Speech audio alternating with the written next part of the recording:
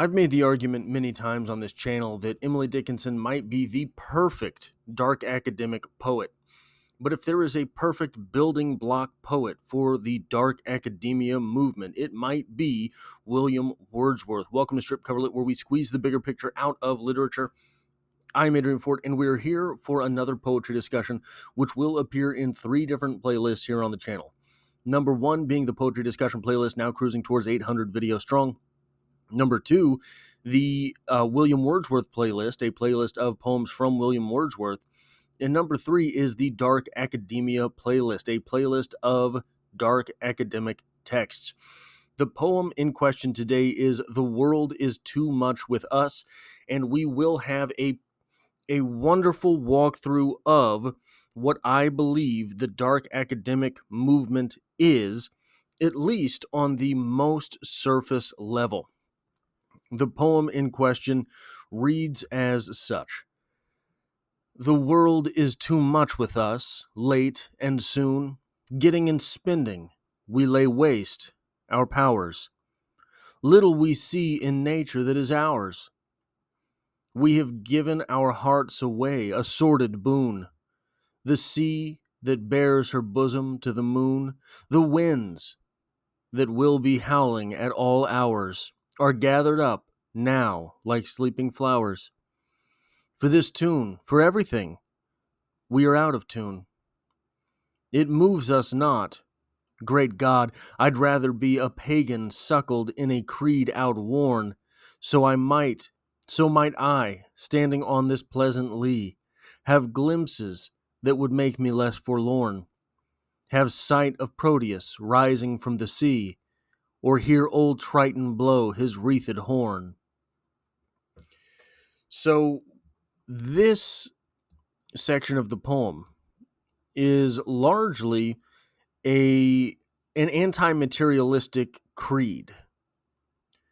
Then we turn here towards something that is sexual, and more than that, perhaps sensual.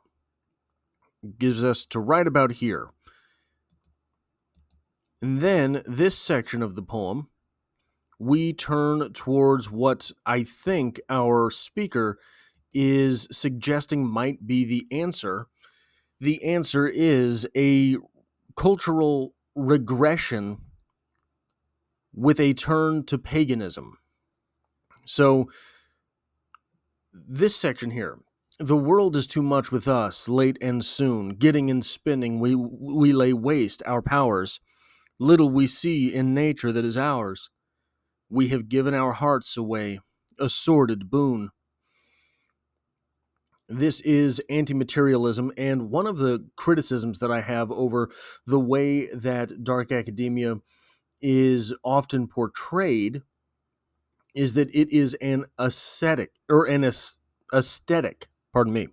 movement, that it is about materialism, that it is about the clothes you wear, etc. I think that that is a facade for the movement. The facade of the movement is we will wear the skin suit of the quote-unquote successful. The dark academic movement, I think, is a reaction to the disenchantment with where academia has gone, with where culture largely has gone. It is not just about the clothes we wear, the way we light our living space, the adornments of our living room, our bedroom, our library, should we be lucky enough to have one. I think that the dark academic movement is more in tune with what is being communicated here. And then we have that turn to sexuality/sensuality. "The sea that bears her bosom to the moon." How sexual does that sound? "The winds that will be howling at all hours are gathered up now like sleeping flowers." All of this has a very sensual feel to it. For this, for everything, we're out of tune. It moves us not.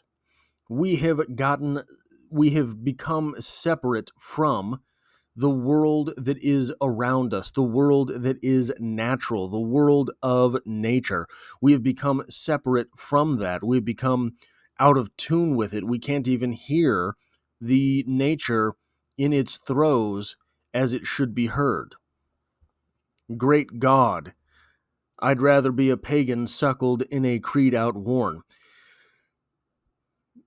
I think often lost in this line here is the fact that this is an acknowledgement of the Christian God, great God, God, singular. I would rather not worship you, great God, if what this religion has brought to us is materialism, is this move away from the natural world. I would rather turn back to those gods that are more rooted in the world around us, more rooted in those things that we see and feel and touch on a daily basis, so that I might, standing on this pleasant lea, so that I might, standing in the middle of this field, have glimpses that would make me less forlorn. If sacrificing my religion, my very soul, that is what is being stated here, my eternity, if I had to sacrifice my eternity in order to feel the world around me, I would do it. That is what our speaker is saying. I would have glimpses that would make me less forlorn. I would be able to see Proteus rising from the sea. I would be able to see the wonder in the world around me, or hear old Triton blow his wreathed horn, or hear that pagan god in tune with nature as he is, be able to hear those things that are going on. This poem communicates very clearly an anti-materialism, which is ascetic over aesthetic, a torture of the mind for the good of the soul, a torture of the body for the good of the soul. I would give up all of these modernities around me. I would give up all of this comfort if it brought me more in tune with the real world. This poem communicates very clearly a disenchantment with the modern world, a disenchantment with those things that are going on over those things which are here. Instead of feeling the world around us, we have turned to materialism.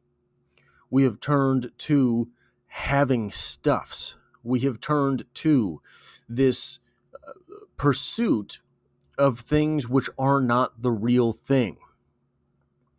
The real thing being those things which are natural around us. The real thing being the world of sensuality. The way that this poem turns disenchantment back towards sensuality is, I think, an answer that the dark academics have found. The dark academics, in my opinion, take the world around them and instead of delving into it, participating in it, going with it, the dark academics turn towards something that is previous. The dark academics turn towards something which has been. In this way, it is sort of a middle ground between materialism and naturalism, materialism and romanticism. But it is somewhere in the middle, because I think dark academia is not an end state. I think that rooted in dark academia is the idea that this retreat into the self, the mind, the academia, there is a transformation to be had.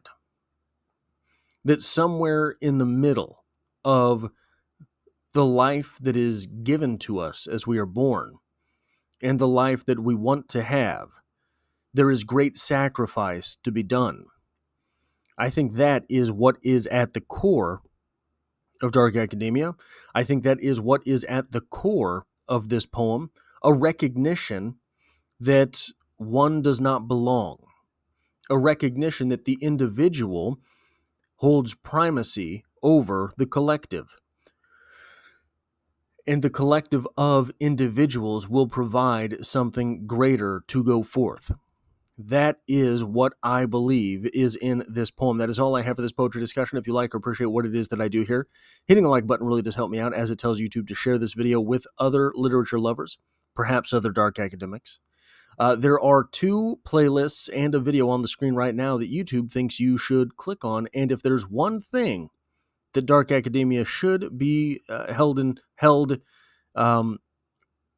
if there's one thing for which dark academics should be thankful, it is artificial intelligence, right? And as always, I hope to have you back for the next one.